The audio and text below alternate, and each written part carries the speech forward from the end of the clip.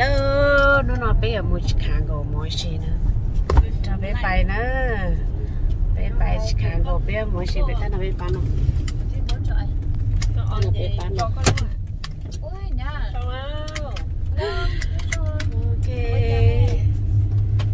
sân gió cái giờ bé bay sân gió đó tôi trả chế tôi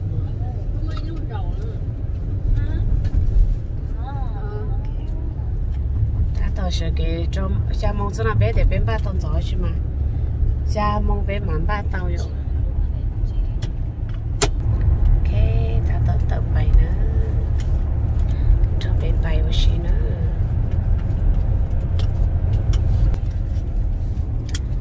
这边ไป有些哦，叫咩路？OK， 别走吧爸呢。哦。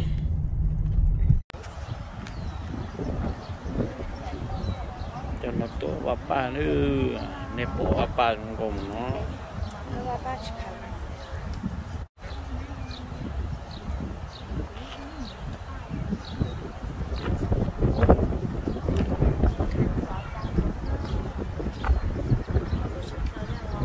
Rồi.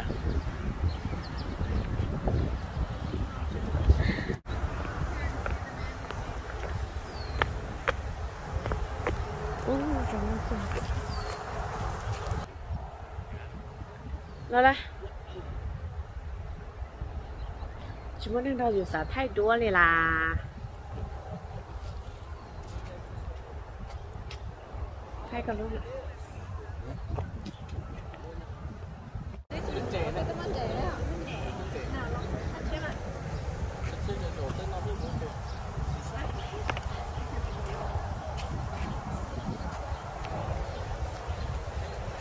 trồng câu cái này nó rồi này cho mình có thểตัวเด็กอะไรกับป้า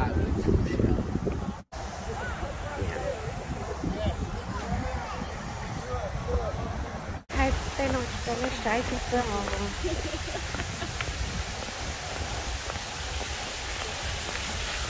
แต่ได้มันก็คือนะจะไม่หนาเชื่อหนาตัวใช่cho tao ba đã là để tôi lúc chế liệu thêm một ba nữa và nó dành xe khủng nó số đấy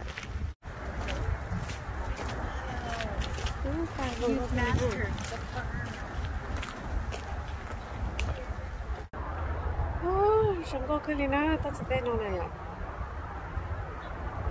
giờ nói gần có té cái gì giờ tôi sẽ là nó tôi rau sữa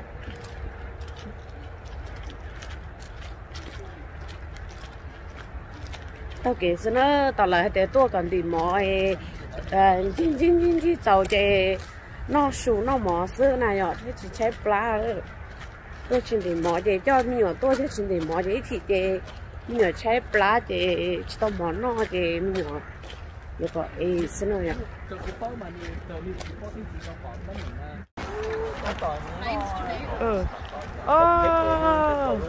giờ sao tôi tỏว่าป้าnó mà đây đúng rồi à đi rồi cáiตัวđây đi rồi cáiตัวใช้ซื้อไปได้ชิโต้จีดีหนู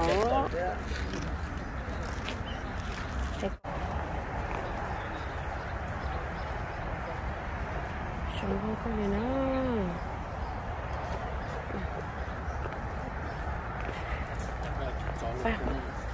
ไปขอตื้อไอ้ป้าน่ะเป็นแต่ตัวเราไปเป็นน่ะเนาะ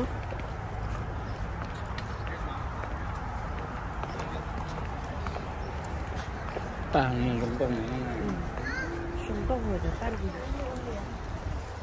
ô chà cho nên nó chả cho nênป้าเขาnó chỉ tôi thế này rồi sao thì chả ấy tôi nó này rồi nó thôi có con chả thì tôi đã ba đó mua con chả có tròn chả này có tròn chả nó không chua theo bây giờ tôi xài rồi thì tôi là nó ta sẽ mang xe là nó có chứ để lái này ạ. Chứ tôi sai. Xá tàu đấy xí. Tôi sai tàu sao? Đừng có chấp lời xí nhưng nó chẳng có xá rõn chống ba nữa. Ồ. Rõ thế nào, để đâu mà đã tôi sai.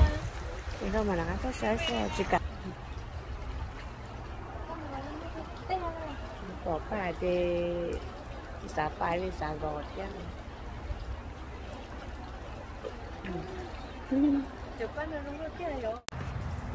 Ba mà không có chụp rồi nữa.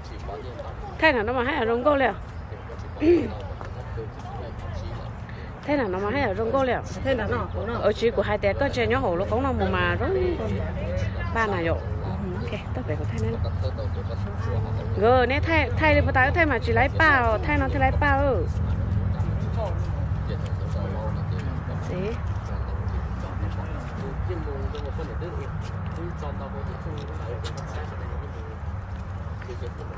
Cái chị tăng thả sao mà con nào? Để nó thay lấy rong cô, thay lấy rong cô. Cô bảo thay lấy tăng thọ, này chị bỏ thay nó cho ba nó rong cô nó khỏi của hai nè.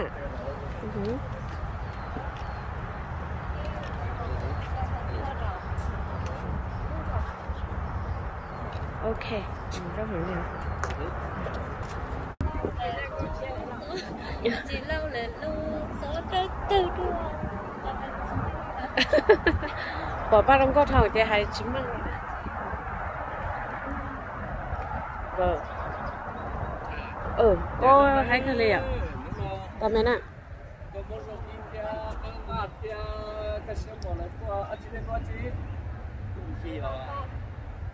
Sai ba ba. Không có hàng liêu.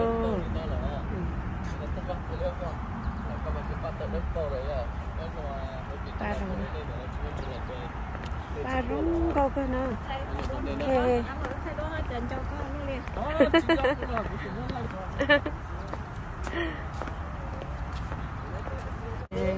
Trong câu lên liêu. Gì cho ba nó mà rung câu của nhà cho nó nữa. Câu cha này nó ba này. Không trong nó có chỗ. Ở đây là không nó có chỗ à. Tôi về có thấy không? Tôi về. Tôi bé cũng thấy rồi. Chim tôi bé cũng thấy rồi.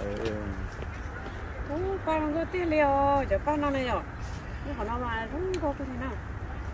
Để cho ba rung câu cho cả nhau nó chả tôi khó xe. Rung câu cái gì nào vậy? Nó mà rung câu cái gì?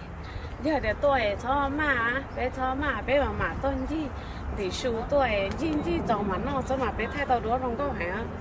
Đó là bé mà thầu bé trở bài được khỏi rồi. Thì bé gì mình chỉ nó sẽ bé ở bài được khỏi thế. Nó rung câu cái gì nữa?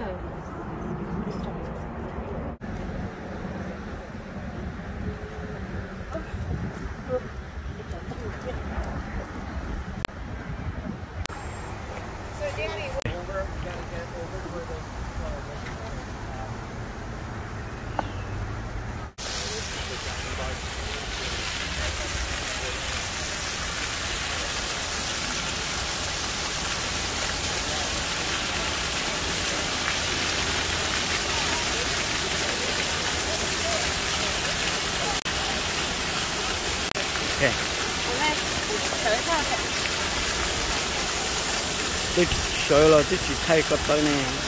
Ok.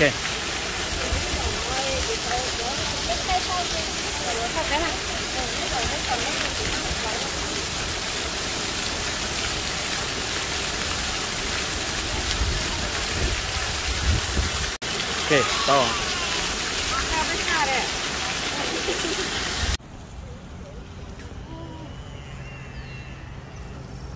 Nó gỡ tôi phải thay đó thay cái nó mà rung con nó cũng phải thay nào cho nó có tẩy điện là có cái này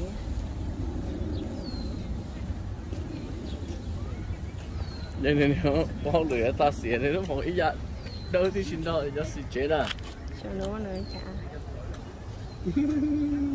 tập bút tờ thế rồi. Ok ba rong có hợp lý nữa nên thật bé mà sai ba rồi bé là cho được con ba ấy cho cô là nữa nhỉ bé là cho con ba cho cô là ban chôm lại lia giờ nó chỉ ban chôm lại lia chốt chi nữa ban chôm lại ô hồi ra còn là xe hụp lại hồi trẻ ra còn đỡ nó chỉ ban chôm lại chốt chi nữaแต่ก็ได้ชื่อโหร่างแต่เราโหชินไล่ใช่ไหมโหร่างก็เหนื่อย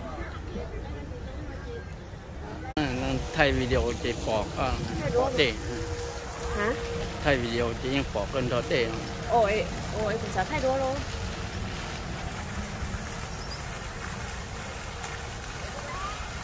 พี่นักเตะใช้ปลาใช่ไหมโยกับยุ่งเลยชีวิตจะต้องใช้ปลาฮะ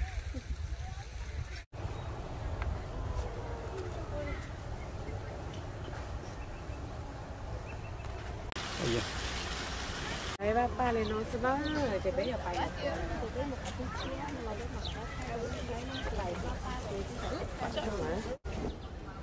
โอเคย้อนน้องโซลังโซตัวน้อยอย่าไปcho nên nó sấy ba nên nó là xứ chị bé giờ tờ bay được khó là nữa bé bạn chờ món nó là dọc chị bé giờ bay được khó nó khó thì bé cứ tua chị bé cứ chỉ cho mới xí hợp cho chị bé tua đầu sai nó sẽ bé đừng chỉ ta lên nó giờ chỉ xua đi chỉ xua lên chị bé chỉ lên nói cho lên chậu bé lên nó xứ thì ở trong đó nên là còn bé nó nhỏ thì ở trong đó thì bé tờ bay là chị bé xin chỉ lên nói cho nên là sấy ba lên nó rồi bé bay nữa